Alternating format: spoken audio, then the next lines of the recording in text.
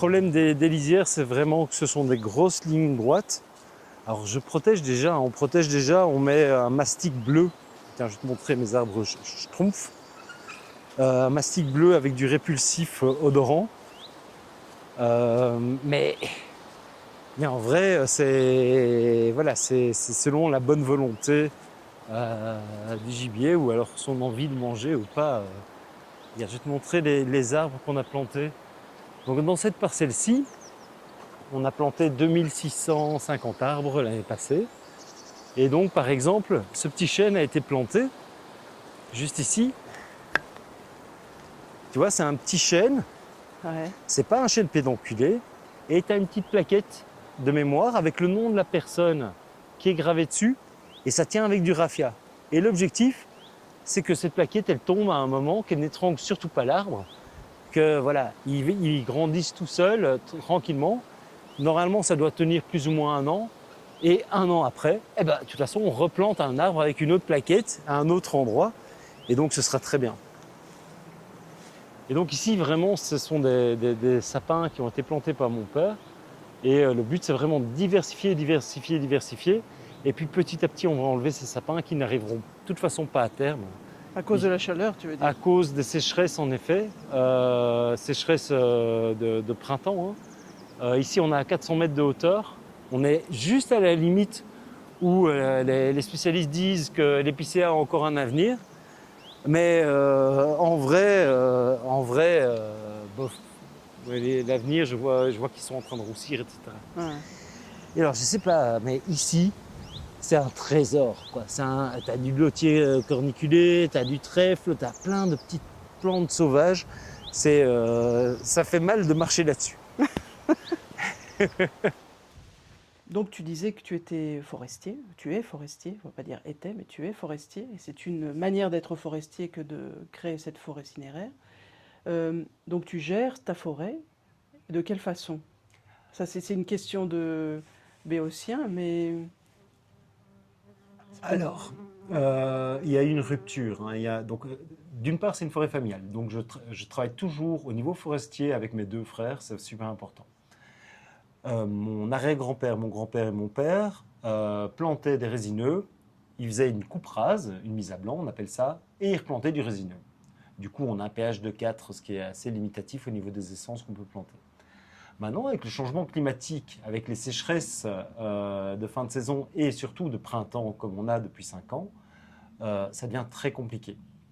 Donc pour ça, on se fait aider par la Société royale forestière belge avec laquelle on va planter des essences d'arbres qui viennent du sud, originaires du sud, mais dont les semences ont déjà connu la sécheresse. Mhm. C'est le projet MIC Forest. Et donc, ils viennent cet hiver pour planter, entre autres, des hêtres de Hongrie et d'autres essences d'arbres. Et on va protéger ces nouvelles plantations avec des îlots. Donc, un îlot, c'est quoi? Ce sont des planches et des piquets. Alors, nous, on va faire 3 mètres sur 3 mètres pour empêcher les cerfs de sauter dedans, parce qu'ils savent que s'ils sautent dedans, ils ne savent plus ressortir. Mhm. Donc ils ne sautent pas et donc ils ne vont pas aller abrouter les arbres. Et les îlots sont faits avec des planches d'arbres qu'on a coupées, qui étaient scolytés. Et, ils sont partis à la Syrie, ici, à quelques kilomètres, et ils nous sont revenus en planche. Et donc on essaie de faire chaque fois des cercles vertueux. Ce changement climatique est une opportunité parce que ça nous force à réfléchir et voilà, c'est plus aussi évident qu'avant.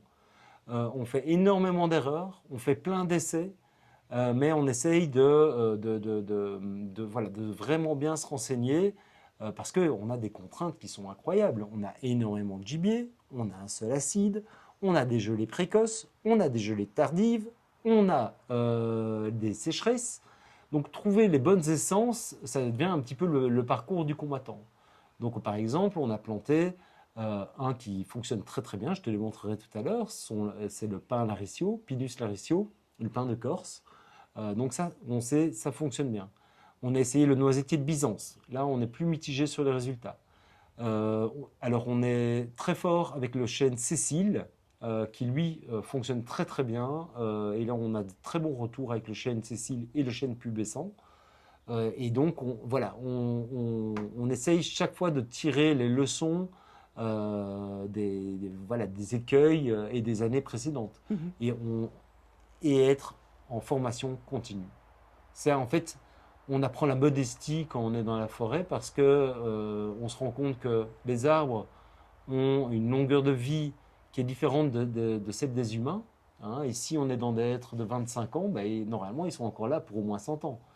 Moi, je ne serai plus là depuis longtemps. Et donc, tout ça, c'est très enrichissant. Mhm. Alors, on est sur une petite forêt il y a 24 hectares. Donc, on est des petits propriétaires forestiers, mes frères et moi. Et donc voilà. Et donc là, tu vois, on a ce pin de Corse qui pousse super bien. Mais à côté, on a planté un sorbier. Ici, c'est un essai avec un alisier terminal qui s'est fait dégommer ici, là. Bon, Ah ouais. voilà. Il s'est fait un petit peu dégommer. Et le truc bleu, là, c'est ce dont Ça, tu c'est parlais? vraiment le répulsif. Ça, ce sont mes arbres schtroumpfs. C'est un répulsif qui doit être remis de manière régulière, malheureusement. Et là, ben, ça n'a pas bien fonctionné. L'alisier terminal est trop appétant.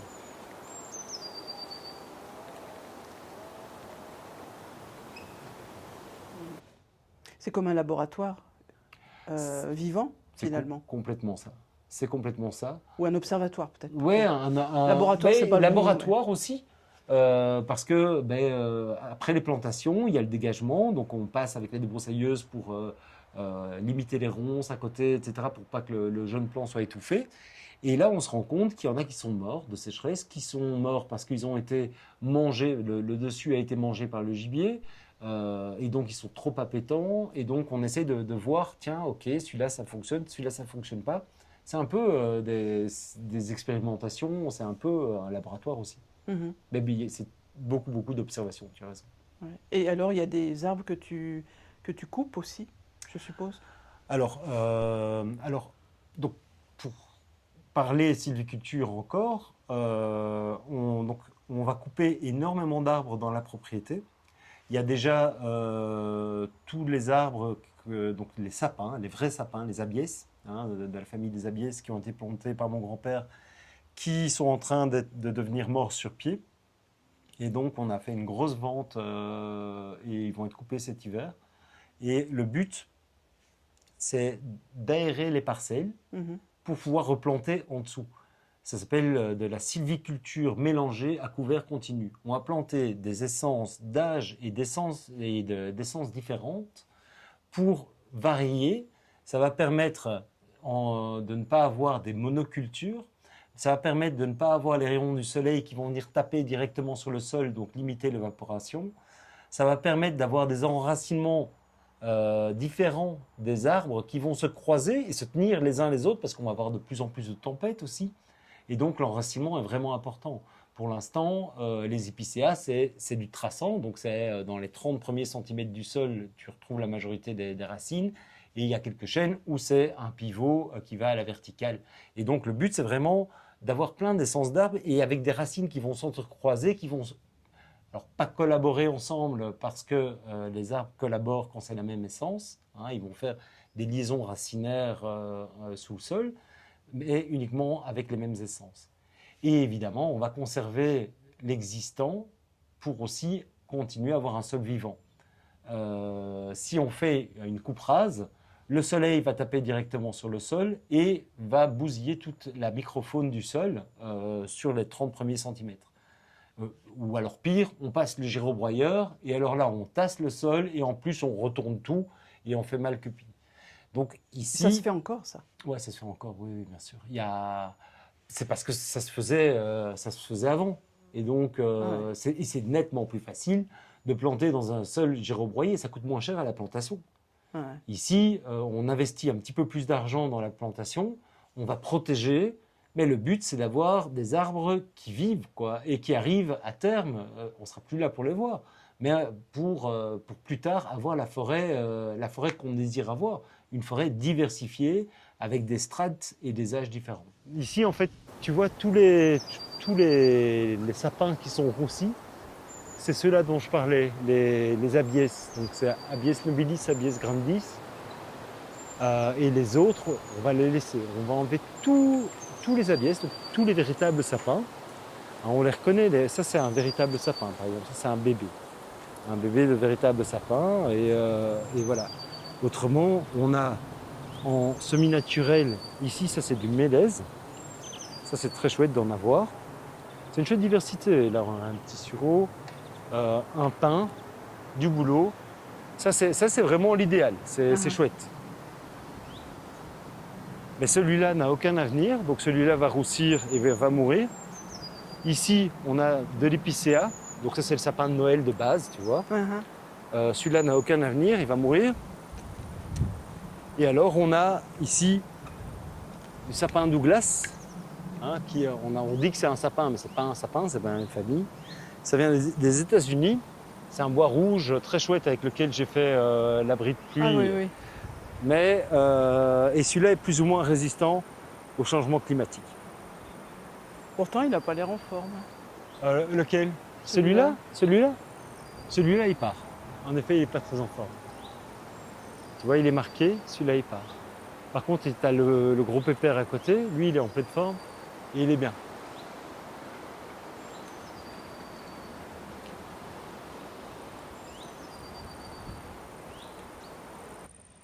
Est-ce qu'on peut dire donc que toi et tes frères, vous êtes en coopération avec la forêt, qui est un organisme, comme on le sait. Donc cette forêt, vous êtes des coopérateurs de la forêt, d'une certaine façon. Alors, si on parvient à être coopérateur avec la forêt, c'est formidable. En tout cas, on fait notre possible pour. Notre objectif, on lit beaucoup sur le sujet. Notre objectif, c'est pas de retrouver une forêt primaire, parce que pour ça, il faut 800 ans, et voilà, Et pas la loin de là. toucher surtout. Et surtout ne pas la toucher. Ouais. Ici, c'est une forêt qui vit, où il y a de l'exploitation. On a envie que tous les acteurs de la forêt puissent trouver leur place dans la propriété. Donc, les promeneurs, les ramasseurs de champignons, la forêt cinéraire. Bon, les campeurs, je suis moins fan parce qu'ils aiment bien faire du feu, et là maintenant ça devient problématique. Mais voilà, toutes ces choses-là, c'est important que tout le monde trouve sa place. Et les chasseurs, jusqu'à l'année passée, c'était chasser la propriété. Alors, pas la parcelle de dispersion, mais tout le reste était chassé par ma cousine. Et donc, elle faisait ça dans les règles de l'art. Elle savait ce qu'il y avait sur le territoire. Elle disait, tiens, voilà, il faut chasser ça, ça, ça, parce qu'il y a trop de ça. Et donc, voilà. Et il ne fallait pas chasser autre chose. Par exemple, on a toujours, elle et moi, soutenu Mordicus qu'il ne fallait pas chasser les renards. Le renard, ici, on a un équilibre magnifique avec les renards. On en a assez. Pour ne pas avoir trop de dégâts avec les lièvres. Par contre, on a des lièvres. Et donc, il y en a pas mal des lièvres. Et c'est chouette de les voir, les lièvres. Oui, parce qu'il y a des endroits où il n'y en a plus. Exactement. À cause de certaines pratiques de chasse qui ne sont pas... Et donc, en fait, le seul nuisible réellement, c'est l'homme. Donc, moi, j'attends avec impatience le retour du loup. Alors, le retour du loup, ça ne va pas changer tout, mais ça va être encore un petit peu plus en équilibre. On recherche un équilibre, et le loup apporte cet équilibre. Alors, pas sur tout, il va apporter l'équilibre essentiellement sur les chevreuils. Le loup, c'est le chevreuil. Les jeunes sangliers aussi. Maintenant, le fait qu'on n'ait plus d'hiver, ben, ça fait aussi que les sangliers font 2 portées par an. Donc, on est en surpopulation. Le fait d'avoir des chasseurs qui nourrissent le gibier pour avoir des belles chasses, alors, voilà. Oui, c'est comme la gestion forestière, la gestion, comment on appelle, des animaux. La gestion synégétique. Voilà, synégétique, c'est ça, merci. La gestion synégétique doit être raisonnée de la même façon que tu fais avec les arbres. L'objectif doit être l'équilibre. Donc, un chasseur doit être un régulateur, point barre. il doit jouer le rôle du prédateur suprême en haut de la chaîne alimentaire, de la chaîne trophique. Mais le chasseur n'est pas toujours dans cette optique-là. Mhm. Pas toujours. Mais il y a des très bons chasseurs. Il y a des gens qui font vraiment le job et qui font tout pour qu'il y ait un équilibre entre la sylviculture, la culture des arbres, entre les gens qui se promènent et les chasseurs. Mhm. Et malheureusement, ben voilà, le sapin n'est plus à sa place en Belgique. Et alors, au niveau de la régénération naturelle, si tu regardes bien, je n'ai que du résineux. Alors, Ouais, j'ai de nouveau ces pousses de sapin. Ici, ça c'est un autre. Tiens, je vais te donner un petit bout. Vas-y, froisse ça dans tes doigts. Ça sent normalement l'agrume. Ça, c'est le sapin de Douglas. Ah oui, ça sent l'agrume, effectivement. Hein. Et donc, voilà, il y a quelques trucs qui sont intéressants, mais c'est important d'ouvrir pour apporter la lumière et surtout d'enrichir cette régénération naturelle. On n'a pas la chance, vu l'historique de la propriété, d'avoir une régénération naturelle de chênes, de hêtres. Par-ci par-là, il y a du boulot, c'est normal. Quand il y a de la lumière, tu as du boulot. Et donc, du coup, c'est toi qui dois les importer, les chênes, les... Oui, oui. On doit jouer à Dieu Mhm. et essayer d'enrichir sans mettre trop de la même essence au même endroit, essayer de diversifier, tout en sachant que nous, on aime bien ça ici, on a une région naturelle qui empêche les rayons du soleil de venir taper le sol directement. C'est super pour le sol, Mhm. mais c'est super aussi pour le gibier, qui est dans les taillis, qui adore. D'ailleurs, les chasseurs, ils appellent ça des remises à gibier. Et nous, c'est simplement de la régénération naturelle. Donc on va débroussailler des parties, on va faire des protections et on va planter en dessous des arbres. Mhm.